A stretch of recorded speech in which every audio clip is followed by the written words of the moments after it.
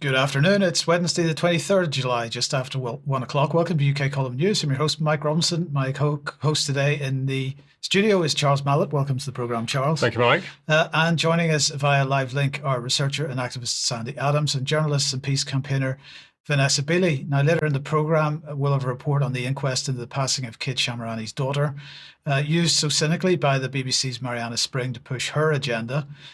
Vanessa will be reporting on Trump's forced removal of people in prisons in South America, and Sandi will be reporting on more success against the Green agenda at council level. But we'll begin today with Charles and the ongoing migrant crisis and its use in the promotion of one policy agenda, at least, Charles. That's right, one very particular policy agenda. And there are a number of apparently loosely related Home Affairs stories that have been inserted into the news cycle in the past week. And I would suggest that if you've been following UK Column News for a period of time, you will know what the destination is. But the start point, suffice it to say, is illegal migration, and in particular, the various responses to it. We have reports of agreements with France, new policies concerning small boat crossings, all of which steadfastly ignore the unstaunched flow of legal migration. Now, the Office for National Statistics reports that net migration has dropped to 431,000 for the year to end 2024. This is still double what it was a decade ago. And the government wants you to look exclusively at the people smuggling gangs, which is, statistically speaking at least, a small percentage of the problem. Now, the Home Office and the Foreign and Commonwealth and Development Office have issued a joint statement about sanctions to be imposed on the gangs in order to, quote, disrupt the flow of money and materials, including freezing property, bank accounts, and other assets which allow organised criminal gangs to facilitate irregular migration to the UK, end quote. The recently lifted super injunction on the Afghan data breach, which is reported to have cost the taxpayer billions, has been neatly slotted into this narrative. The breach went unnoticed for 18 months, so it's hard to argue that there was a genuine threat to the lives of those that the government has subsequently claimed to protect, all of which makes it look like the court action was designed to hide the failure and the cost, but also to enable the airing of the story at exactly the right time, which turns out to be now. Now, there's no doubt that large groups of young male foreign nationals being corralled in the same place within small communities is a terrible idea, and this is precisely the issue that's being confronted by the people of Epping and of Diss, among many others. The catalyst in Epping appears to be the charging of a migrant with the sexual assault of a local girl, and the police are reported as having acted in such a way as to inflame the situation by, in particular, transporting counter-protesters from the station to the Bell Hotel. Now, we've a report from Will Coleshill, which we'll play to you in News Extra, so if you're not yet a UK Column member, then you'll need to join us to be able to view that. Today's Daily Mail writes of fears of riots akin to those stoked in the wake of the Southport events last August.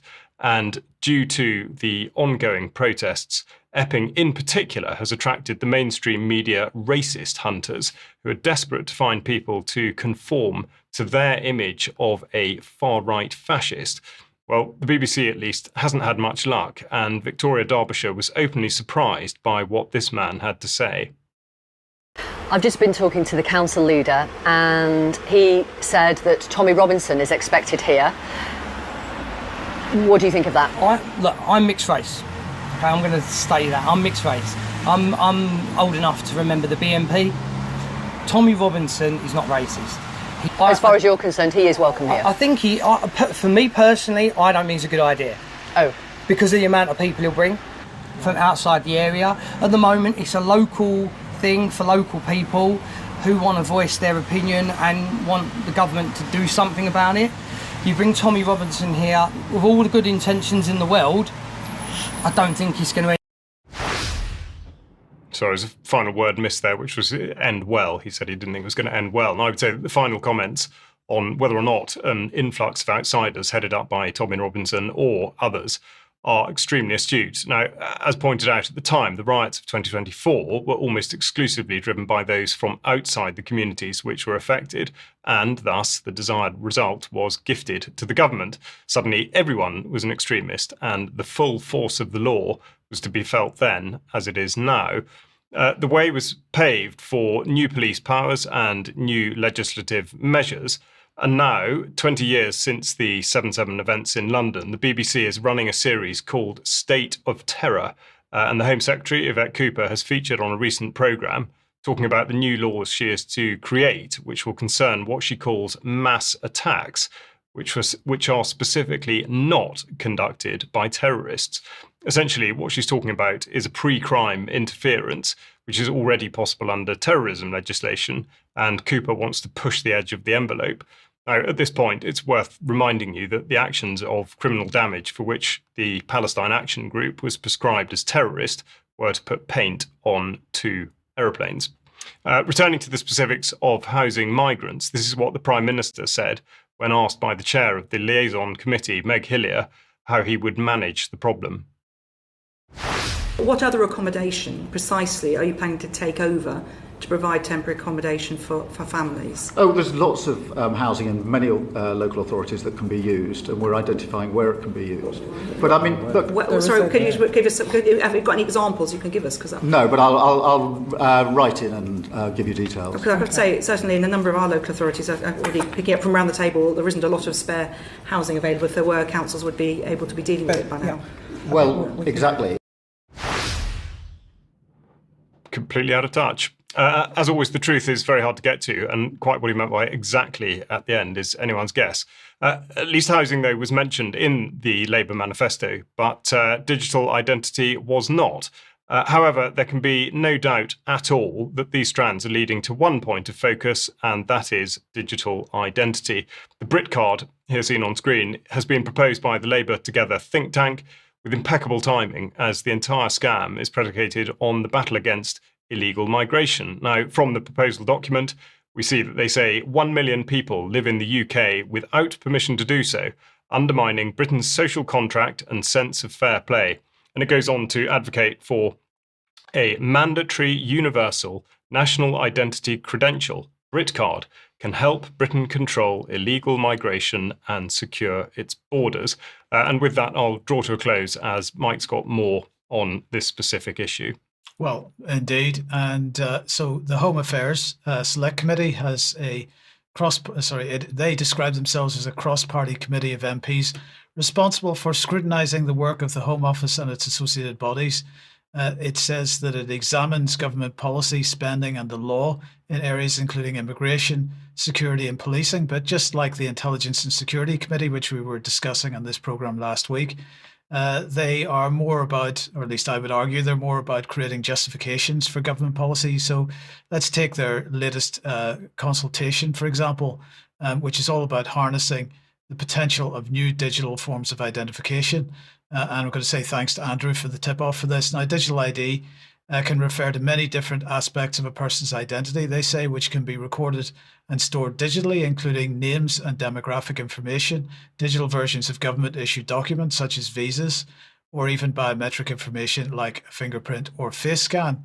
And they say that in an increasingly digital world, several countries have begun to develop digital ID systems in support of functions like identification, proof of residence, and facilitating access to government services. They go on to say that there have been calls for the UK to adopt digital ID, with those arguing for its introduction, saying it would have benefits in improving citizens' access to services and supporting more effective enforcement of immigration rules. Just by coincidence, they happen to be bang on with exactly the same narrative that Charles has been talking about just a few seconds ago. So they are running a consultation on digital ID, and the closing date for that is the 21st of August. The call for evidence is asking several questions. How effectively is data relating to individuals currently being used and shared by Home Office and its agencies? What potential benefits could the use of new forms of government-issued digital ID have for the government's ambition to reduce crime and manage migration? What different categories of information about individuals could most usefully be included in government-issued digital identification? Another question is, what potential risks does the adoption of new forms of digital identification have for individuals, including risks to privacy and security of personal data? And another final question is, what capabilities could the Home Office and its agencies need to develop efficiently, efficiently introduce and take advantage of new forms of digital identification? Sorry, there is one more. How could the adoption of new forms of identification improve efficiency and interactions between the Home Office, law enforcement agencies, and other government departments? And so they go on. So this is very much about justification, not scrutiny, in my opinion. Now, Big Brother Watch is running an active campaign on this issue, and they provide a template for responses to the Home Affairs Committee.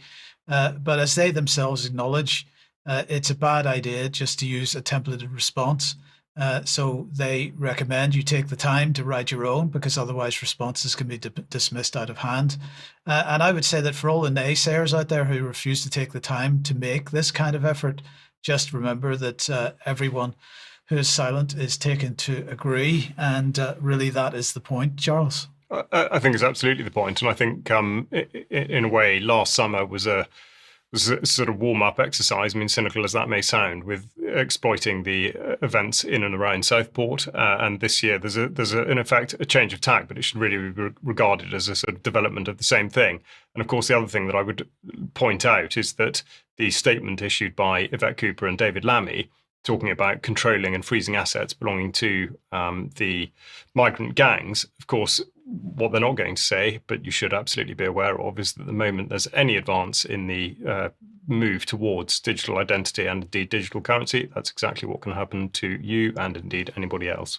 But the key point of this segment is to really reinforce the idea and recommend people that pay attention to the possibility that this irregular migration issue is being stoked up in order to drive forward this digital identity policy, amongst others.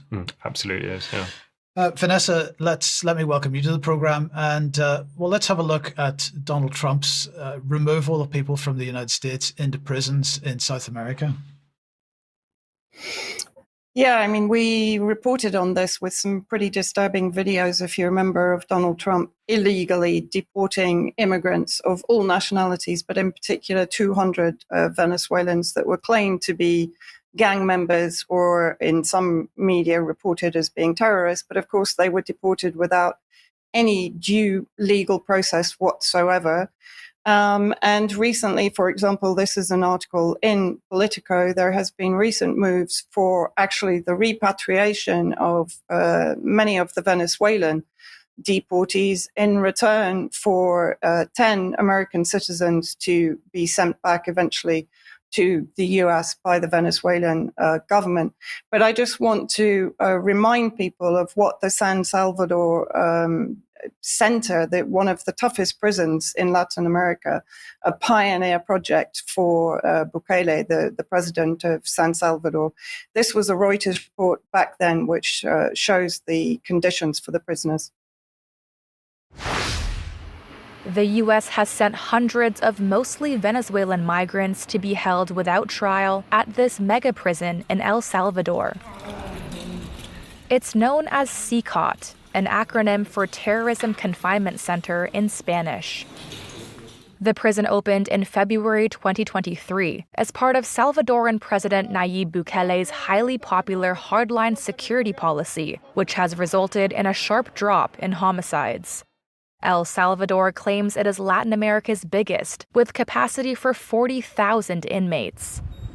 It stretches across 57 acres and is located in an isolated rural region east of the capital, San Salvador. Bukele has said the prison cost $115 million to develop and equip. Video taken from inside the facility often shows prisoners tightly packed together. So extraordinary, horrendous conditions that these probably majority innocent detainees were being held in. And this basically was something that happened back in May, where Venezuela's government has launched a campaign demanding the return of 2-year-old Michele Espinosa Bernal, who remains in US custody after both her parents were deported without her. Her parents were accused of being gang members without any evidence or criminal charges. Her mother was deported to Venezuela, while her father was sent to El Salvador and imprisoned indefinitely without charge in the notorious secret prison. So let's just have a look at the photo of the family prior to the deportation of the parents. Now, since then, I'm happy to report that the Venezuelan government has campaigned and the baby has been returned to her parents, with the father having been released in the latest deal with the United States from the secret prison in San Salvador. And now, of course, what is happening is that Venezuela is accusing El Salvador of torturing the migrants under their control in the secret prison. The Attorney General, Tarek Saab, said Monday that his office will investigate President Nayib Bukele and two officials over alleged abuse of Venezuelans detained in El Salvador. And let's see what he actually said in the report, which is on France 24. Detainees suffered human rights abuses ranging from sexual abuse to beatings, were denied medical care or treated without anesthesia and given food and water that made them ill, Saab said at a press conference. Some detainees showed obvious signs of torture and injuries, including missing teeth, bruising, and scars, which were said to be as a result of the abuse they suffered in what appears to be, Mike, nothing more than another CIA black site. And I just want to show this video of the return of the American prisoners from Venezuela to San Salvador. And then it'll be followed by images of the Venezuelan detainees returning to Caracas. And you can see the difference between the two. 10 U.S. detainees held in Venezuela waved American flags as they touched down in El Salvador on Friday. The group, en route to the U.S., is part of a coordinated prisoner exchange. Over 200 Venezuelans who were deported from the U.S. on allegations of gang membership earlier this year and detained in an El Salvador jail arrived home to Caracas. U.S. President Donald Trump had invoked the 1798 Alien Enemies Act to swiftly deport them to El Salvador's notorious CCOT maximum security prison. The deportations drew fierce criticism from human rights groups and a legal battle with the Trump administration over allegations that due process was not followed. Family members and lawyers representing many of the detained Venezuelans deny they had gang ties, and lawyers say they were not given a chance to contest the Trump administration's allegations in court. And of course, there are benefits for San Salvador and Nayib Bukele as a result of him providing the prison area for these deportees to be kept and clearly tortured. And so this was an article in the last few days from the New York Times, how El Salvador is reaping rewards from Trump's deportation agenda. And let's have a look at what it actually says. So in part of the article, they say that an investigation led by the New York Times found that the US government not only paid Mr. Bukele's government around $5 million to incarcerate more than 200 Venezuelan deportees, but added a bonus at his request, the return to El Salvador of several top MS-13 leaders in American custody. MS-13 are basically a San Salvador gang that originated in Los Angeles to ostensibly protect refugees from San Salvador during the Civil War. And then basically, if we consider that what might happen with this project that has been launched by Bukele and profited from by Trump, of course, this could lead to the replication of these kind of prisons and detention centers across Latin America, just as we saw previously in the Middle East, to act as detention centers for deportees and torture centers for anyone that the US deems to be ready for deportation. But then I also wanted to show, this is actually an article in The Telegraph that was published today. Inside Alligator, Alcatraz, prisoners describe nightmare conditions. And if we have a look at the content of the article itself, cooped up like chickens in cages, eaten alive by bloodthirsty mosquitoes, and living in cells said to be awash with human waste and filth.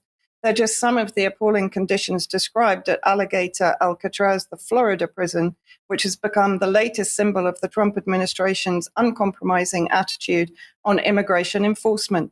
Built on the site of an abandoned airstrip deep in Florida's Everglades, set in a mosquito-ridden swamp, infested with pythons and crawling with alligators, the mega jail can house up to 3,000 migrants.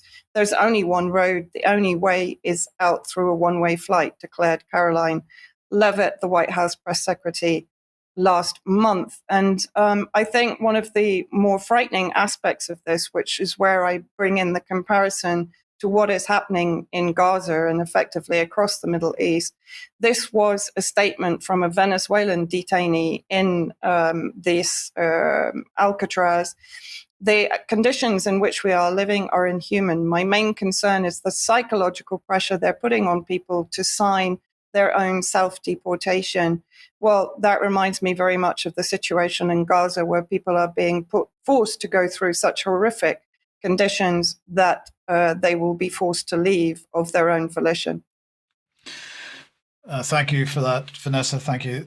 Quite grim. And as you say, we'll be sort of linking that to what's going on in Gaza later on in the program.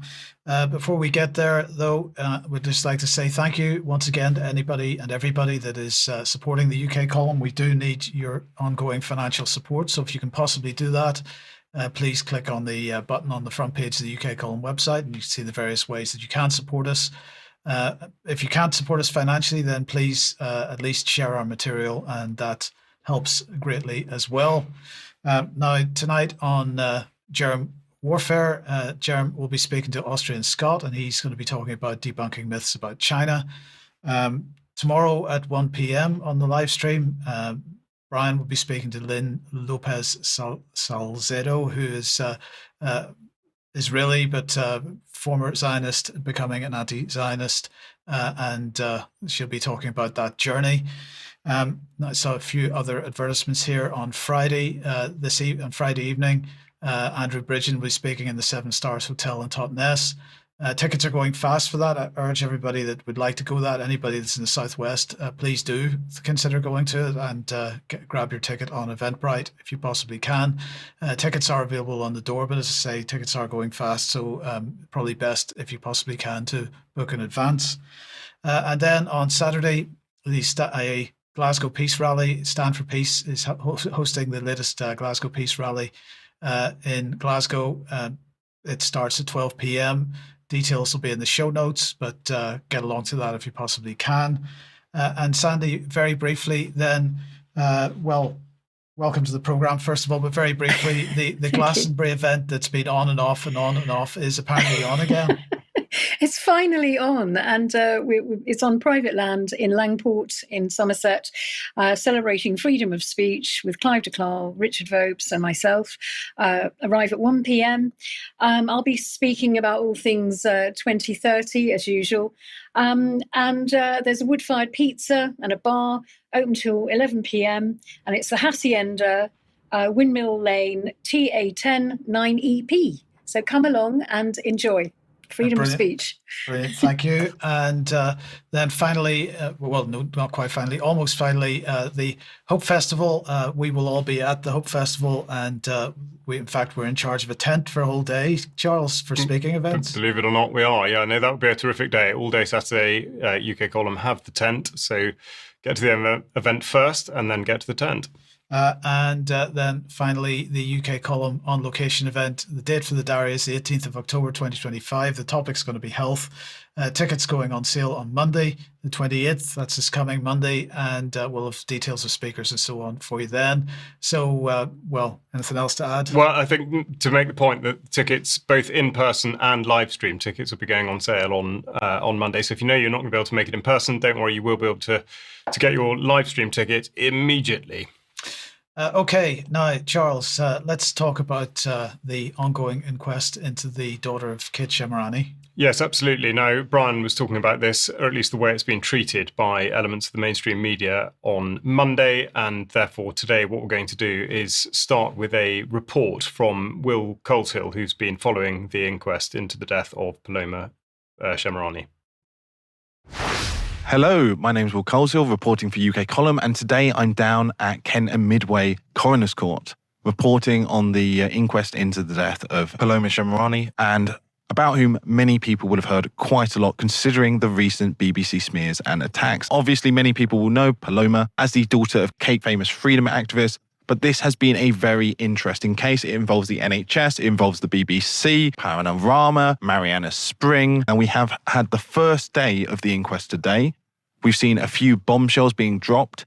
This day mostly focused around the evidence of a Dr. Mohan, one of the key doctors who's going to be testifying in this case. Now, most of the claims and most of the attacks by the BBC revolved around the concept that Kate was somehow coercing her daughter into dangerous medical treatment. And these were put forth by her sons Sebastian and Gabriel. Gabriel was in court today. He attempted to question Dr. Mohan on this as to coercion, and Dr. Mohan was quite clear. Paloma had competence, and there was no coercion. What's being alleged here by Kate is that her daughter was medicated without her consent, which weakened her and moved her down the path to her death. Kate had the opportunity today to question Dr. Mohan and took a substantial amount of time questioning her and her conduct and that of her colleagues. In particular, are concerns with what drugs Paloma was given, when she was given them, how much she was given, and whether she was given the correct information, and even the correct information as to her diagnosis. Some of the main contention points were that she was given no wristband by which to identify her, the fact that she did not sign a written consent form, as is part of the procedure of the hospital, the fact that she was given a large dose of steroids, as admitted by Dr. Mohan, despite it being alleged she was only offered a small dose, and being denied her information, including her histology, in order to make an informed decision which she could pass over to doctors for second opinions. In fact, Paloma was allegedly only able to get her histology through a subject access report. I spoke to some of the mainstream media reporters down here today, and it was quite interesting that a lot of them weren't aware of the statements. Her statements couldn't be clearer. They are very, very specific, that she said that she wanted to choose the natural path over chemotherapy, which she considered to be dangerous. It seems in this case, her mother's position and her mother's prominence may have factored into how doctors treated Paloma. In fact, after Paloma discharged herself, doctors were still attempting to persuade Paloma to go back into chemotherapy for a substantial amount of time. There was some contention with the coroner, between the coroner and Kate, as Kate continually read out again and again the statements signed by Paloma. At some points, Kate was muted, which was particularly interesting in the court. However, it is more relaxed than most courts I've been down to. Now, this is just the first day of this inquest. This is just the first stage which led to Paloma moving in with her mother to look after her, keep her safe, before the eventual incident that led to her death. But this is the start of that road. I'm going to be back down covering more of this, and I think there are massive implications with regards to it. We'll have more from Will in due course about this, but it's perfectly obvious, even if you've had no previous contact with this case, that there are an enormous number of issues that come out of it that bear serious scrutiny, and indeed many that concern elements well beyond the remit of the various organisations and medical professionals that were concerned in this case. On top of which, of course, regardless of your point of view on Kate Shemirani or indeed the wider family, the fact that the family has been dragged into this in a sort of propagandist, sensationalist sense is, objectively speaking, seemingly completely abhorrent. Now, what I'd like to do is point you towards an article published on the UK Column website just yesterday by Eugenie Verney, When Marianna Met the Shemiranis, How Reporting Becomes Propaganda. Now, you'll remember that Brian has recently spoken to Eugenie for a very interesting interview about her career in journalism and indeed how she's seen the system be subverted in front of her very eyes. It's a very well constructed piece, and I really would encourage that you do look at that. And also, in terms of UK Column content, the other issue that's brought to the fore is this very problematic area of organ and tissue donation. And No Time to Die, an article which is on the website and has been for some time by Dr. Mike Williams, really gets into all the issues that presents. So there is a lot more to come out in this. I don't know, Mike, if you've got a few words to say on this, or whether it's something that we look into more in Extra. But nonetheless, I really would encourage you to go into those articles on the website. No, we'll cover this more in Extra, but in a related topic, another day, another platform has decided to leave the UK because of the Online Safety Act. And what we're talking about here in many ways is related to freedom of speech and the ability to make your own decisions and these kinds of things. Now, in this case, it is an organization or a company called Janitor AI, which very few will be sad to see them gone, perhaps, but it's the principle which is of importance here. Now, in their statement, Janitor AI said, quotes, "We have to block UK access to Janitor AI starting July 24th, and that's just 4 days notice." They said, in the blog post, they said, "I know this is terrible timing, and I'm genuinely sorry about that. We've been trying to wrap our heads around the UK Online Safety Act, and honestly, I completely botched understanding what this thing actually requires. When it first passed," they said in the blog post, "I thought, okay, some new content moderation rules, we can handle that. Turns out I was dead wrong. This is not just a content moderation. This is a complete regulatory framework that assumes every platform is a tech giant. And this is the problem, and very much the point that we at the UK Column have been making since the beginning of this." Now, in the blog post, they go on to say that the requirements are insane. They talk about legal risk assessments that cost more than our entire monthly budget.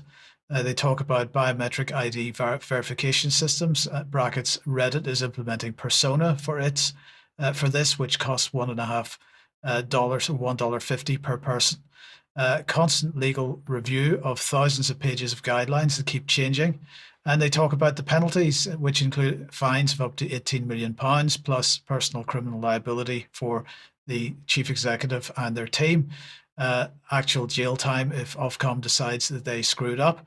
Well, the Janitor AI statement mentioned that Reddit will be using Persona for age verification. Now, they say that this is Persona. They say at Persona, we're humanizing online identity by helping companies verify that their users are who they say they are. Now, this is really ironic because there's literally zero information about the Persona team or its board on their website. And bearing in mind that collecting data is all about what their company is all about. So they're collecting highly sensitive personal information, ostensibly for know your customer purposes. And their privacy policies and disclosures provide exactly no information about limitations and how data that they collect is kept. So, it's pretty ironic that they refuse to comment on who they are.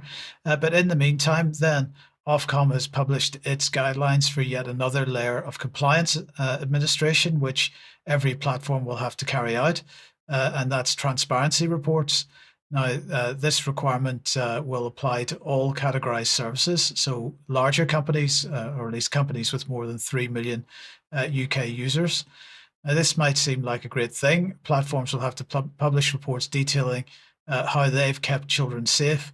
But this is, again, cover for censorship, as the fact checkers are well aware of, because they're begging to be part of the regime.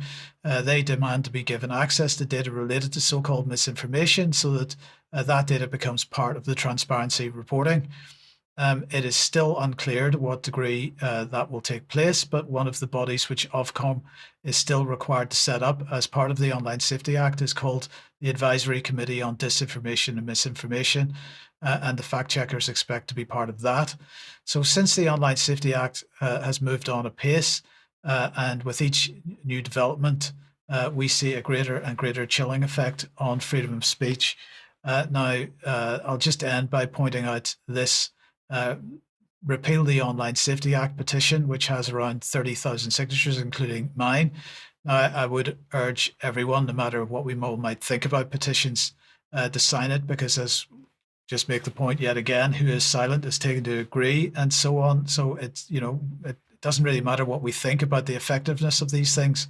We should be taking, in my opinion, at least, every opportunity to make our opinions known. Quite right. Yeah, absolutely. Sandi, let's welcome you back to the programme. And recently you were at the Dissident Southwest event.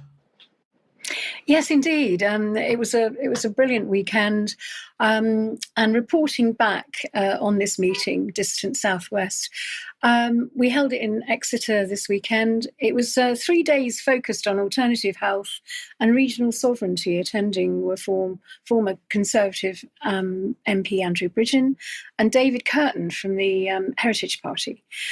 We had a speaker, David Leahy, who addressed the banking fraud. And he's setting up alternative people's councils, which is a very interesting thing. I mean, these events are so important because people come, they exchange ideas and get empowered. And the hope is that they just won't go home and watch TV, but they'll galvanise themselves. We had Glyn Owen, who collaborated with the original 7 concerned citizens of Torbay, Devon and Cornwall. The 7 concerned citizens have issued default notices and contacted clerks from over 450 councils, requiring them to declare a food and farming emergency. And this is really gaining traction. Town and city councils are being forced to listen to the people. Do visit their website, 7concernedcitizens.co.uk. We had Chris Coverdale. He ran a workshop on the Freedom Co-op Southwest and Tax Rebellion, which was well attended. I delivered a presentation reviewing the 3 key government papers on devolution. Now, Ben and I have focused on devolution in the past few weeks to really ensure that people understand the pitfalls of devolution. And it's important because once democracy's lost, there's no going back. It'll be lost forever. And to summarise, a total of approximately 360 town councils and city councils in the UK will be boiled down to about 7 or 8 regions, reflecting Tony Blair's original plan in the 1990s to align with the EU federal England. Each of these regions will appoint a mayor for energy and climate, whose responsibilities will be centred exclusively on matters related to net zero. The government is selling it to us as democracy for the people, but it's the exact opposite. Authority will move from councils and Whitehall and to mayors, reducing your influence really on opportunities to challenge any decisions made. It's crucial to understand that this distance issue from decision making and your democracy will be lost, and that's what Agenda 2030 needs. The plan allows for relaxed planning rules on surveillance and 5G infrastructure, making opposition impossible as the mayors will have increased powers over planning applications. There'll be more restrictions on cars, meat, dairy consumption, and possible future kind of lockdowns, geofencing lockdowns or health lockdowns. So here's a clip of my talk on Sunday. What devolution means for the UK. It means net zero restrictions, such as more ULEZ, more LTNs, 15-minute cities, 20-mile-an-hour zones, increased surveillance, bans on gas and wood-burning stoves, higher carbon taxation, forced retrofitting of our homes, and they're going to use the climate change and the power. They're called the Global Covenant of Mayors for Energy and Climate. Now, these, a bit like what Sadiq Khan is in London. If you imagine a Sadiq Khan in every region, that is what we're looking at. So this is why all these restrictions and things will, if they get their way, will be happening, because they're selling it as a benefit to us. Oh, let's get rid of the power of Parliament. Let's transfer it all over to these local mayors, and they're going to be so much better. These guys have got your interests at heart. That is not true. You will lose all your, every bit of the last vestment of democracy that we have will be gone. So, yes, there's plenty of information out there. We can and we must oppose this.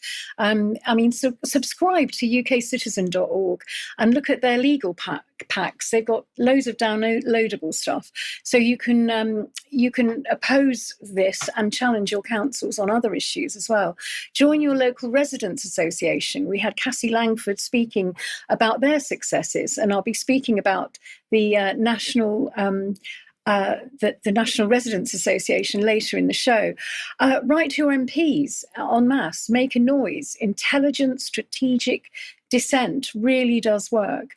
I've put in information in the show notes to help you to oppose this with templates for councils and MPs. So, we've really got to get this going, because if once we've lost our democracy, it's gone forever. Back to you, Mike. Thank you, Sandy. And I just once again would urge people that if you are using a template, it's fantastic that templates are made available. And thank you for that, Sandy, and also Big Brother Watch providing templates. Please make sure you make the effort to make it your own, because if it's perceived by people as being, an organized internet campaign, it loses its effect. So you make the effort to make it personal. Okay, let's come back onto the war agenda then. And as we forecast in October last year, it looks like United States nuclear weapons are back on British soil. US B-61-12 nuclear bombs seem to have been transferred to RAF Lakenheath, the US base in eastern England. That's the home to F-35 stealth fighters and F-15 Strike Eagles. Now, this is a US base, even though it's got an RAF label on it. But now this article here from the Aviationist reports on the arrival into Lakenheath of a US Air Force C-17 cargo plane, which flew non-stop, supported by mid-air refueling from Kirtland Air Force Base, New Mexico, to Lakenheath. It arrived at Lakenheath on the 17th of July, coinciding with airspace restrictions over the base, which are going to last until this coming Saturday. Now, the particular C-17 used on this flight is assigned to the 62nd Division Airlift Wing at Joint Base Lewis McChord in Washington State. And the 62nd is the only unit in the United States Air Force certified for what are called prime nuclear airlift force missions. This is all coincidental with Starmer's announcement at the NATO summit a few weeks ago of the plan to buy nuclear-capable F-35As, although they're supposed to be based at RAF Marham, which is about 20 miles away, and also to join NATO's joint sharing plan. So, I don't know, very briefly, if you've got any thoughts on that, but, the last time there were nuclear weapons based, US nuclear weapons based in the United Kingdom, there was quite a lot of protest about it. And one would expect the same now if that were to be founded on fact, absolutely. But I wonder if that will be the case. This is exactly what we're talking about. At what point are people going to agree that prosecuting a war somewhere else is actually the right thing to be doing? We keep looking out for some event that's going to tip people into that belief. But absolutely, the direction of travel is very much to suggest that this could well turn out to be the case. Indeed, and as I say, you're right to point this out. The evidence for it is circumstantial at the moment, but we did report last year that the developments, the building work that was going on at Lakenheath in order to support this kind of thing, so it would not be surprising. Now, further to the Kensington Treaty, then signed last week, which formalised the so-called E3 as the key warmongers of Europe. Chatham House has published an article on this very topic. They point out that the Kensington Treaty, quotes, also anchors the bilateral relationship into this is the relationship between the UK and Germany, into the wider European framework of the E3 format. Unusual for a bilateral treaty, it explicitly mentions the aim to intensify trilateral cooperation between the UK, Germany and France. They're going to say the E3 group coordinated a European position on the Middle East and the Iran-Israel war, while the framework expanded the Weimar Plus format, which is France, Germany, Poland, Italy, the United Kingdom, plus the EU, and sometimes NATO, on supporting Ukraine against Russian aggression.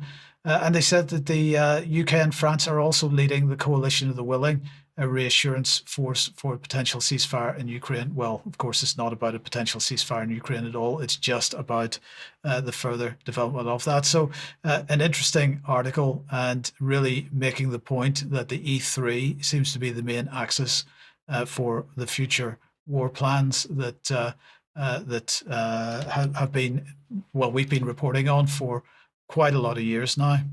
But Vanessa, let's come back to you and Gaza. Yeah, well, as I said, what the Trump external detention or detention by proxy in San Salvador and potentially other Latin American countries reminds me basically make life so unbearable that people will self-deport from the United States.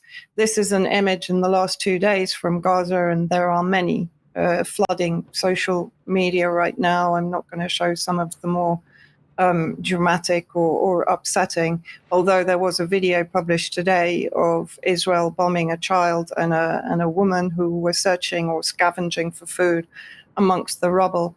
I recommend everybody to follow the Substack of Dennis Kucinich. You will probably know him as the campaign advisor for Robert F. Kennedy Jr. He left when Kennedy showed himself to be an uber Zionist supporter. And this is just one section from his latest Substack talking about how the US is complicit in the genocide in Gaza. He says, "Witness Gaza, look at the faces of a people stripped bare with the curse of nothingness, for it is our own future unless we change America's direction in the world." And of course, I will add the UK and every other member of the Zionist bloc. Two other images that I just wanted to share, and how many times have we seen this? Gaza is not starving, it is being deliberately starved to death, just as Yemen was, just as many countries in the continent of Africa have been over the years.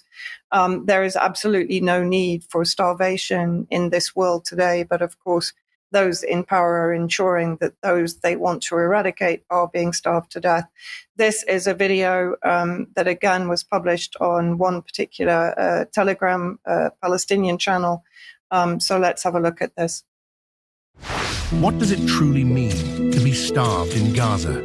It means a reality where 1 in 3 people goes without food for days at a time. It means a terrifying future where 1 million children are at risk of starving to death. Starvation has already claimed the lives of over 86 Palestinians, among them 76 innocent children. The closed border crossings have choked off vital supplies, and in a cruel twist, even seeking aid has become a death trap, with the hungry being targeted at aid distribution points.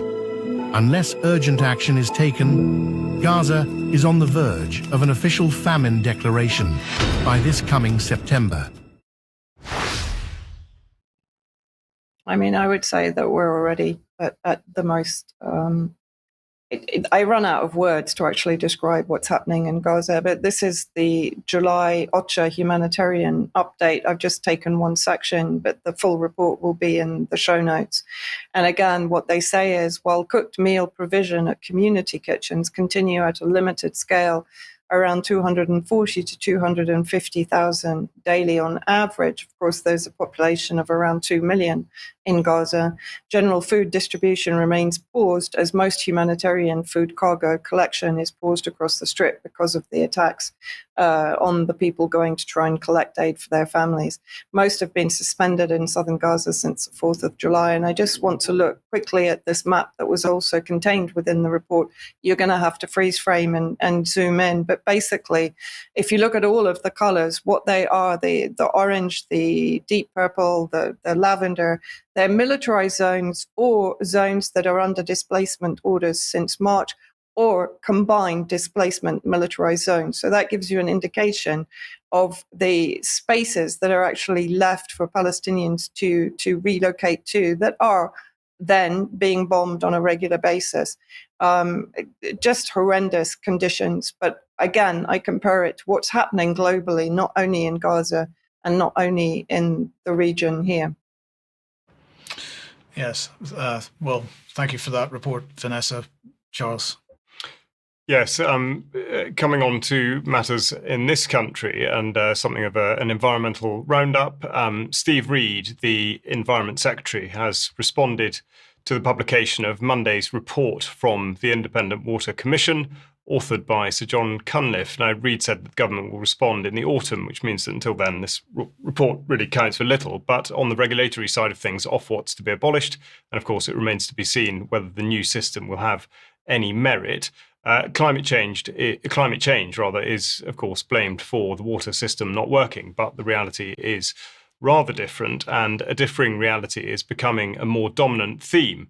And of course, we should keep sight of this. Now, as reported by Diane on Monday, Durham County Council has decided, after all, that there is not a climate emergency, and yet the people of that county are, at present, apparently unaffected by this change. So I'll mark this as a zero emergency, one of a raft of failures in the propaganda war concerning climate change. You may remember that last year, Germany's first wind farm, Alpha Ventus, was decommissioned as it no longer made financial sense. We'll call that a wind fail. In the UK, the Public Accounts Committee, by and large, recognised that carbon capture and storage is extremely expensive, inefficient, and a dangerous waste of taxpayers' money, delivering no serious change whatsoever. And back in 2016, NASA research showed that an increase in carbon dioxide has turned out to increase the rate at which vegetation grows, which of course would have come as a surprise to nobody who understands what carbon dioxide is actually for. A propaganda fail there. Now, most recently, and the reason for this report is that the BBC are finally daring to suggest that digging up this bit of ground as opposed to that bit of ground might not make much sense in ecological terms. And here we see a piece on the extraction of lithium in South America, which, as the BBC asks sheepishly, is the world's race to decarbonise unintentionally stoking another environmental problem. Now, it's this specific area on which there should be so much more debate, the intentional destruction of the environment in order to protect the environment. And these examples just go to show what happens when you try to obscure the truth. Now, of course, this is an area that Sandi has been looking into for a long, long time. So, Sandi, I'd be delighted to hear your comments on what I would say is the falling apart of this particular narrative. Well, you're absolutely right, Charles. The net zero narrative is falling apart, and it's been a propaganda lie for many, many years.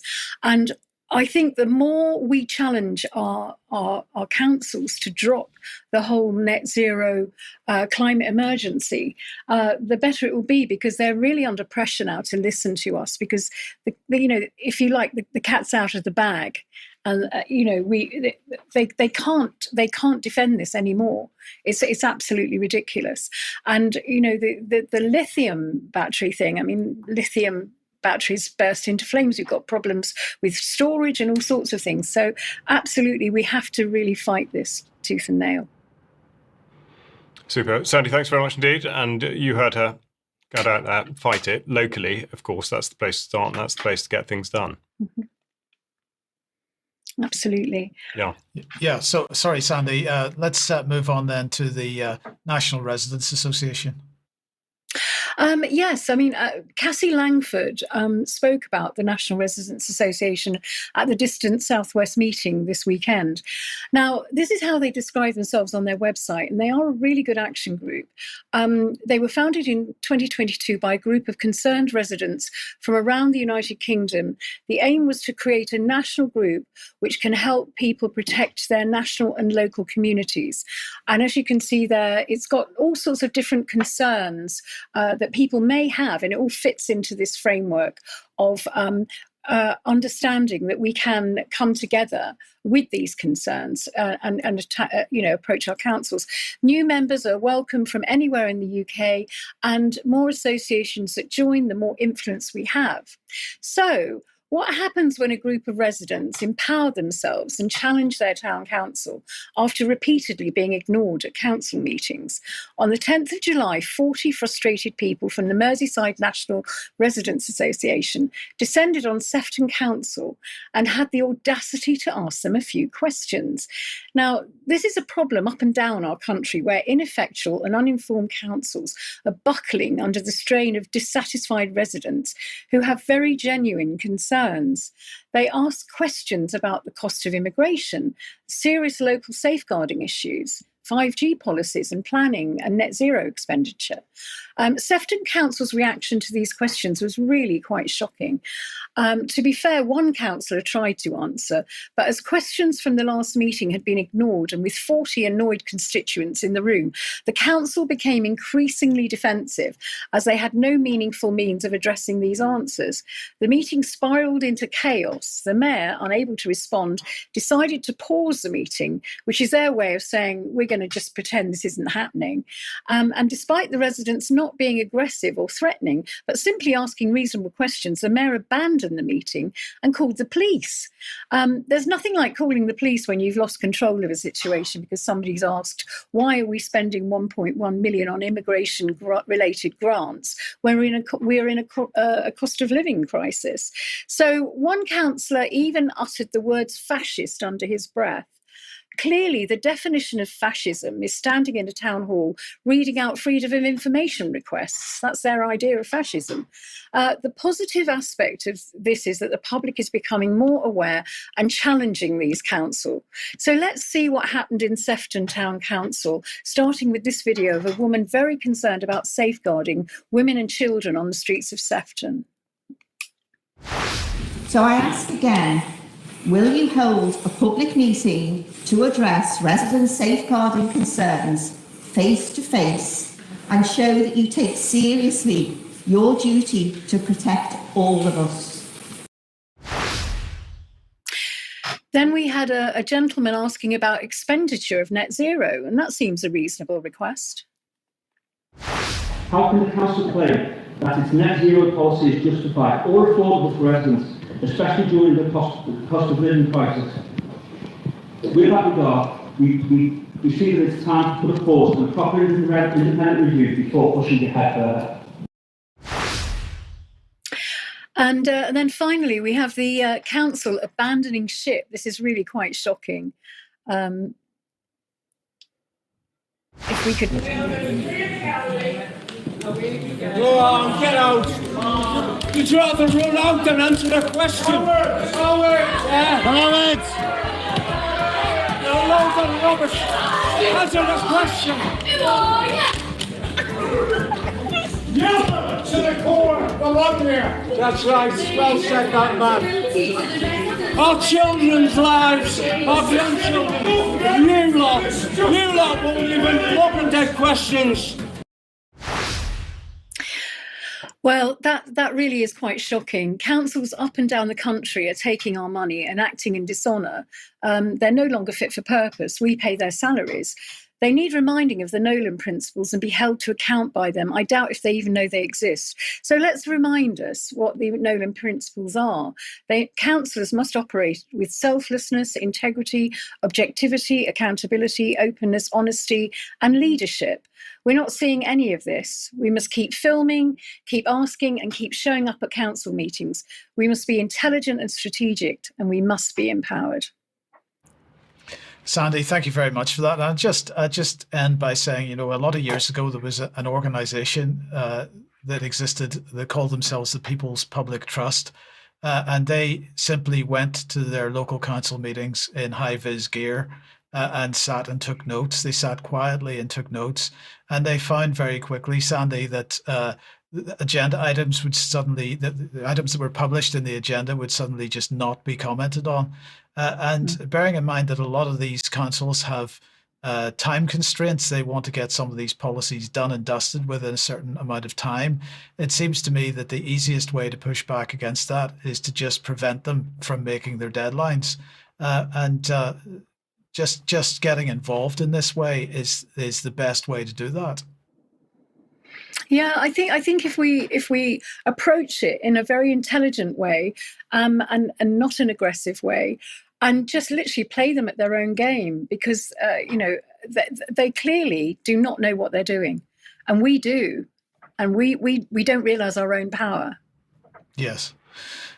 Yeah, I think this is it. I mean, I think the other aspect is the way in which councils particularly have sort of been sleepwalking into this. And first of all, they haven't interrogated the issues that they're supposed to be dealing with, but specifically nor the legislation which binds them toward either the council above them, if that's if they're at a lower level, and that in turn leads, of course, as you've articulated so many times, back to upholding the values of the United Nations Sustainable Development Goals. And I think a lot of people, even in those offices, do not realise that is actually written into law.